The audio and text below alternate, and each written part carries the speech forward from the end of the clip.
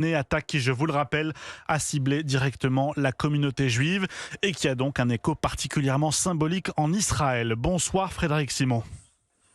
Bonsoir à tous. Vous êtes le correspondant d'Europe 1 à Tel Aviv, Israël, qui s'associe depuis ce matin à l'émotion planétaire, mais qui dans le même temps pointe du doigt l'Australie par la voix de son Premier ministre Benjamin Netanyahou.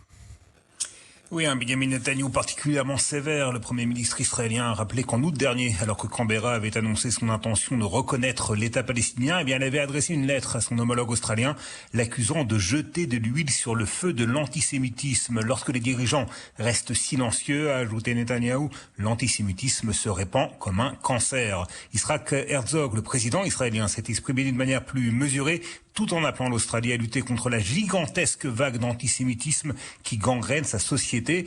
C'est le ministère des Relations avec la diaspora qui a réagi de la manière la plus cinglante, n'hésitant pas à accuser le gouvernement australien d'avoir le sang des victimes sur les mains. Alors sans aller jusque-là, la plupart des responsables en Israël reprochent aux autorités australiennes de ne pas avoir pris suffisamment au sérieux les menaces pesant sur la communauté juive, menaces liées à l'amplification des agressions antisémites, liées également aux réseaux terroristes étrangers qui se sont constitués en Australie. Le Mossad en avait averti le contre-espionnage australien qui était parvenu à démanteler une bonne partie de ces réseaux, mais l'ampleur et la nature exacte du danger couru par les juifs australiens n'ont pas été évalués à leur juste mesure. Les renseignements israéliens sont d'ailleurs impliqués dans l'enquête. Rien à l'heure qu'il est ne permet d'affirmer si l'Iran, le Hezbollah ou un groupe djihadiste est à l'origine de l'attentat. Depuis Tel Aviv, Frédéric Simon, le correspondant d'Europe 1 en Israël, merci à vous.